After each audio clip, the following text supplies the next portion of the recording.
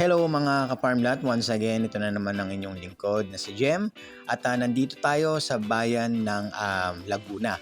So ito yung pinapakita ko, nandito po yung property na ipapakita ko. So, then, pasok din po ang inyong mga sasakyan at ito po yung magiging right of way po ninyo.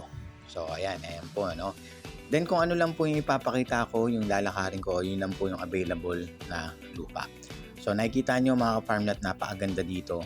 Flat yung area, marami din pong fruit bearing trees dito sa lupa po na ito. Yung kabila po niyan, yung may bahay tsaka may jeep, hindi po kasama yan sa property. So lalakarin ko siya, iikutin ko siya para makita po ninyo yung iba pang parte ng lupa po na ito. So bago ako magpatuloy mga ka-farmlat, huwag niyo po sanang kalimutan mag-subscribe at pindutin na rin ang notification bell para lagi po kayong nauuna sa tuwing mag-upload po kami ng mga bagong videos.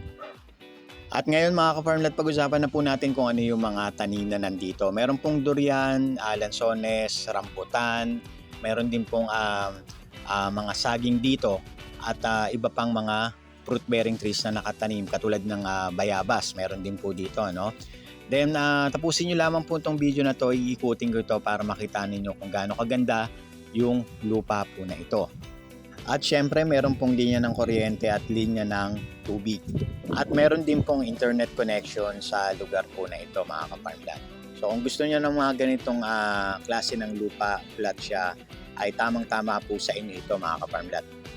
At yung distansya naman ito mga ka-farmlat, itong property na ito hanggang doon sa Santa Maria Munisipyo ay nasa 12 kilometers po. 23 minutes po na babaybayin po ninyo, nandito na kayo sa property. At pag-usapan na po natin yung total area nito mga ka-farmlat ay nasa 2,000 square meters. Titulado po ito. Buhay po ang may-ari. Maganda yung pagkaplat ng lupa. May source din ng tubig at kuryente. May internet provider din po sila dito.